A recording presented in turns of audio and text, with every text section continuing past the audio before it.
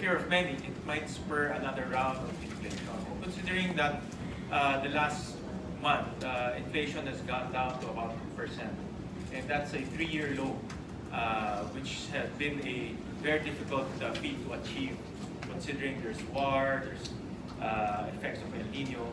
But this bill or this proposal might spur another round of inflation. So I want to get the opinion of our good sponsor, and from the hearings that he conducted, what are the simulations or report as to the effects of inflation? Thank you, Mr. President. I was really expecting those kinds of questions coming from my colleagues. Mr. President, this is a really potential issue, Mr. President. And we cannot deny that probably there might be some sort of inflationary impact with regard to goods or services enterprises. Dahil posibleng mabawi naman ng mga negosyante ang mandatong naasahod sa kanilang consumers, Mr. President.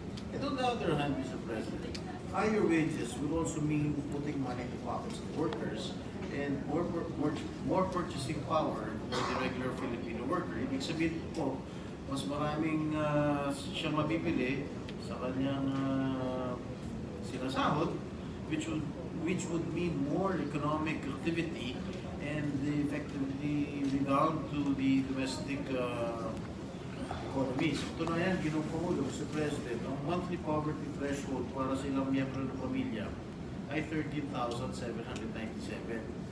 Itong 2023 first semester of 2023. Ayon sa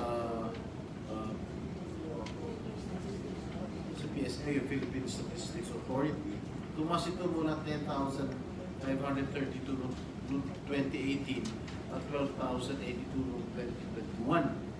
Halimbawa, ang pinakamataas na sahod na 610 pesos mula sa NCR ay makakatanggap naman ng 14,640 pesos kada buwan. Mas mataas lamang ito ng konti sa poverty threshold. Sabayan pa ng pangbaon ng mga anak, pamasahe, pang-araw-araw na pagkain, kuryente, bigas, pagbayad sa tubig, pag-load ng cellphone, at iba pang mga gastusin, Mr. President. Kung head of the family siya, kung head of the family siya, at siya lang ang mag-isang maghanap buhay para sa kanyang pamilya, ano lang po matitira sa kanya, Mr. President? Paano naman po ay ibang rehiyon na mas mababa ang sahod at kapatay lang ng sa syudad, mas mahal na naman ang mga presyo ng mga bilihin, Ginong Pangulo.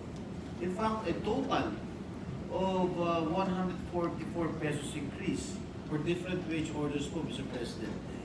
In NCR, minimum wage was recorded from 2016 to 2023 in a span of 7 long years, Mr. President. Based on the 40 pesos increase that was granted to Metro Manila or NCR last year, the lead economist, itong si Emilio Neri Jr., had said that higher minimum wages would lead to a bump in inflation since it only covers a narrow portion of the labor sector. Mr. President, when workers are faced with increasing prices, they begin to lobby automatically, they begin to lobby for higher wages to compensate for the decline in their purchasing capacity. As what the regional wage boards did last year, the real value of the minimum wage, which reflects the inflation-adjusted rates using the consumer price index, has fallen to 514 pesos and 50 centavos, which I mentioned earlier during the interpellation by Senator Villa. And so based on these facts, Mr. President, and data, wage increase will not result to faster inflation, Mr. President. And that is all I can say, Mr. President. Thank you. I think the Senate President has some more input. Mr. President, if I may be allowed.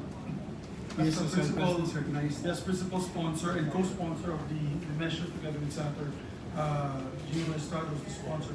Just to add to the conversation to my dear colleague from Valenzuela, remember we passed the train law maybe 3 years or 4 years ago, 2018, sorry, 2018, about 5 years ago. Under the train law, meron tayong hakbang na ginabaan po natin yung income tax, corporate income tax ng ating That's great. credit pala yun, credit no, I stand correct.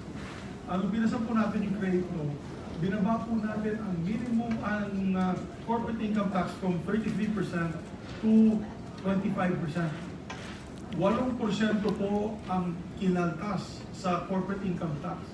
Kaya, pag kinausap nyo, this is pre-pandemic and post-pandemic, not during the pandemic, maraming negosyo na natamaan sa pandemic. But after the pandemic, the post-pandemic, ang ganda po ng recovery ng mga negosyante. Sa totoo lang po, araw-araw napapanood natin end of the year reports nung before Christmas, and they were showing fourth quarter phenomenal incomes, Ayala, SM, SMC, na talagang they're 20% of higher in income for this year, yung iba 50% income, record-breaking incomes. So, yung record-breaking income na yan, mga kapatid, no, Mr. President, is due to the fact na may ginawa po tayong hakbang na nakatulong po sa mga kumpanya, which is binabaan po natin ang corporate income tax. And I clearly recall that during the debates, gusto din iangat ng Department of Finance yung dividends tax. Gusto po yata gawin nun na, if I'm not mistaken, while you're now the chairman of the Committee on Ways and Means, they were trying to increase it to 20%. And then nagano sila, they appealed to 15%. Here in the Senate, we did not agree. We left it at 10% dividends tax. Basta ganun, meron ding magandang income yung mga may-ari ng mga kumpanyang ito in terms of dividendo sa kanilang mga negosyo. Kaya siguro naman it's time to also look into the possibility of increasing the minimum wages to decent wages ang kanilang manggagawa, because makakatulong talaga ito in terms of productivity, in terms of spending back to the economy, in terms of being able to survive their everyday lives, Your Honor. So, I do beg to disagree with due respect to the ECO and the PCCI. If you look at all their data, napakaganda na po ng income nila dahil sa ginawa natin mga hakbang sa credit. Kaya, ang hiling po natin sana ay dito naman po sila sa ating mga manggagawa mag-focus. Di sa pagyayabang po, Mr. President, I'm in the ice business and the power business. I have ice plants, industrial ice plants. Whatever the minimum wage is, I add 30 pesos, 20 to 30 pesos, over and above. Para makatulong sa kanila. I do it on my own, and we do not do, so all my workers do not earn just minimum wage, they're over and above. And this year we were able to give 15-month bonus, 13-month bonus, 13-month, which is by law, plus 2 months bonus. And the productivity of the sales force in our business has really tremendously increased. Talagang highly motivated sila. They're very loyal to the company. So, in a way, nakakatulong talaga yung pagbigay natin ng konting dagdag sa sahod sa kanila. And sabi ko nga, itong inangat ng wage boards recently, hindi nga sapat, Your Honor, Mr. President, like your colleagues, para sa 1 kilong bigas. Yung 40 pesos, hindi pa sapat yan para sa 1 kilong bigas sa kanilang mga pamilya.